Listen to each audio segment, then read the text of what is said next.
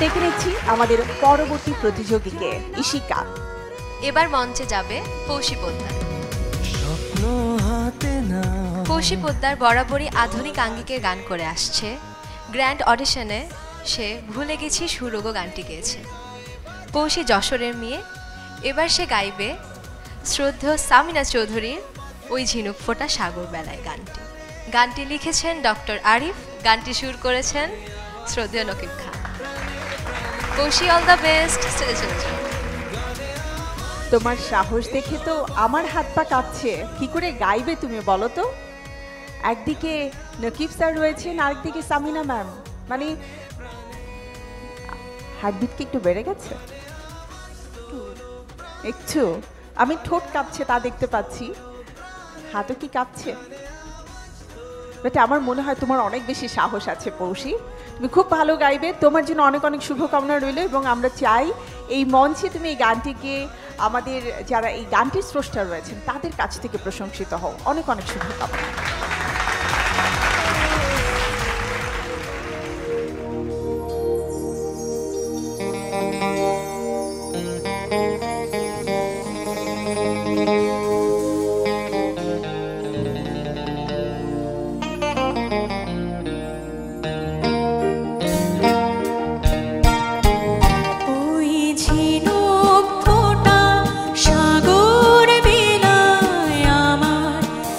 ইচ্ছে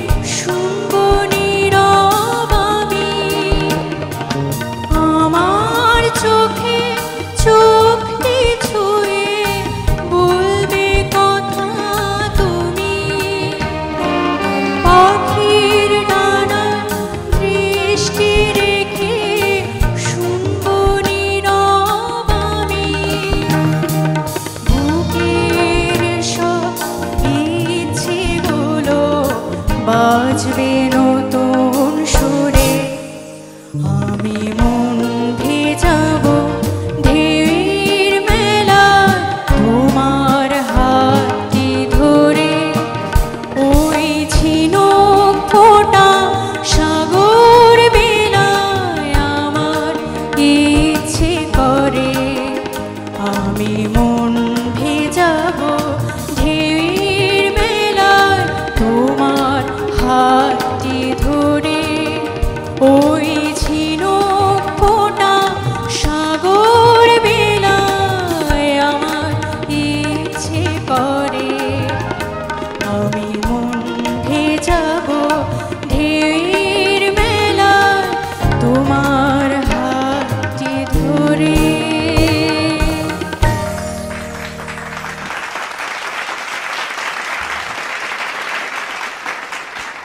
তুমি বলো আমি কার কাছ থেকে আগে কমেন্ট শুনবো, বন্যা ম্যাম, সামিনা ম্যাম নাকি নকিব স্যার?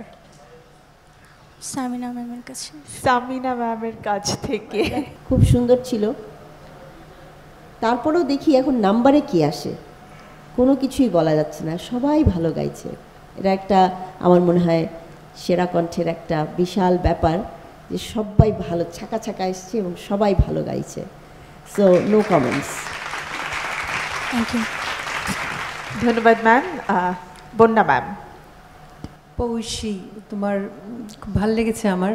এই জন্য ভাল লেগেছে যে বিশেষ করে যখন যার গান শুনে গানটা তোলা হয় সবারই চেষ্টা থাকে একদম তার মতন করে গাইতে, কপি করার একটা ব্যাপার থাকে। এটা মানে কখনো জ্ঞানত কখনো অজান্তেই হয়ে যায়, কিন্তু তোমার গানটা গাইবার সময় তোমার গানটার মধ্যে একটা নিজস্বতা ছিল। আমার মনে হয়েছিল যে এটা তোমারই গান, সেটা আমার ভালো, একটা নিজস্বতা ছিল, নিজস্ব একটা আইডেন্টিটি ছিল। ভালো লেগেছে, আরও ভালো হবে আশা করছি, চেষ্টা করতে থাকো। Thank you. ধন্যবাদ ম্যাম। ডেফিনেটলি এবারে নকিব স্যার আপনার কাছ থেকে শুনবো, আমরা কমেন্ট শুনতে চাই, কিন্তু তার আগে আমি যেটা জানতে চাই সেটা হচ্ছে এত চমৎকার একটি গান, এত জনপ্রিয় একটি গান, কালজয়ী গান, এই গানটি যখন আপনি সুর করেছিলেন তখন কি আপনি বুঝতে পেরেছিলেন যে এই গানটি এতটা জীবন্ত হবে, এত জনপ্রিয়তা পাবে, এবং এই যে নতুন প্রজন্ম এখনো পর্যন্ত গানটি গাইছে? প্রতিটি রিয়েলিটি শোতে কিন্তু আমরা এই গানটি শুনতে পাই স্যার, একটু আমরা পেছনের গল্পটাও যদি জানতে পারতাম। আসলে এই গানটা আমারও খুব প্রিয় গান, আমার যতগুলো গান সুর করা আছে তার মধ্যে এটা ওয়ান অফ দ্য আমার খুব ফেভারিট একটা গান। গানটি যখন সুর করা হয়, সামিনা বলতে পারবে আরও ভালো, তখন ওর জন্য এই গানটা করা হয়েছিল। আমি কিন্তু এত চিন্তা করে সুর করিনি, গানটা যেভাবে লিরিক্সটা পেয়েছি আমি ঠিক সেভাবেই যেভাবে হওয়া উচিত। কারণ একটা গানের লিরিক্স যখন হাতে আসে, যখন সুর করতে বসি, এটা কমিউনিকেট কীভাবে করব আমি শ্রোতাদের কাছে সেটা কিন্তু বুঝতে হবে, গানটার থিমটা বুঝতে হবে, গীতিকার গীতিকবি কী বোঝাতে চেয়েছেন, কী থিমটা উনি বলতে চেয়েছেন, সেভাবেই আমি চিন্তা করেছি। এবং অনেকবার আমি পড়েছিলাম প্রথমে গানটা, পড়ার পর আমার গানটা খুব ভালো লেগেছে, কারণ ওই যেই কথাগুলো গীতিকবি বলতে চেয়েছে আমার মনে হয় আমি সুরের মধ্যে সেটা আনতে চেষ্টা করেছি, এবং খুব সিনসিয়ারলি কাজটা আমি করেছি। এবং আমার কাছে মনে হয়েছিল যে গানটা মানুষ পছন্দ করবে, কিন্তু এতটুকু হিট করবে আমি কখনো চিন্তা করিনি বা আশা করিনি। সো এটা আমার অনেক বড় প্রাপ্তি। পৌষী, আমি কিন্তু তোমাকে ভালোই মার্ক দেবো, কারণ খুব ভালো গিয়েছো। তবে একটা ব্যাপার আমার তোমাকে ভবিষ্যতের জন্য বলছি, গানটা জানি না তোমার স্কেলটা তোমার ঠিক ছিল কিনা, একটু লো মনে হয়েছে আমার কাছে তোমার গলায়, এবং আমি বন্যা আপার সাথে একমত, পুরো একমত, কারণ গানটার মধ্যে কিন্তু কিছু ফিলিংসের ব্যাপার আছে, সেটা তোমার মতো করে তুমি গিয়েছো, এটাই দরকার। কারণ এটা তুমি যদি সামিনাকে ফলো করতা তাহলে কিন্তু তোমার গলায় ভালো লাগতো না গানটা। সো শুধু নিচে যখন আসছো তুমি, একেবারে নিচের শব্দগুলো তোমার সুরটা একটু সরে যাচ্ছিলো, ঠিক লাগছিল না, একটু মনে হচ্ছে একটু চড়ে যাচ্ছিলো, কিন্তু আরও খাদে আসা উচিত ছিল, কিন্তু ওই জায়গাটা একটু মনে হয়েছে আমার আর একটু পারফেকশন দরকার ছিল। আমি মনে হয় যে যেহেতু প্রতিযোগিতা, ভবিষ্যতের জন্য একটু খেয়াল রাখবে, স্কেলটাও একটু মাথায় রাখবে, যে নিচে তোমার যখন নোট আসবে তখন যেন ঠিক মতো লাগাতে পারো তুমি। হ্যাঁ, অনেক ধন্যবাদ। Thank you. থ্যাংক ইউ ধন্যবাদ স্যার।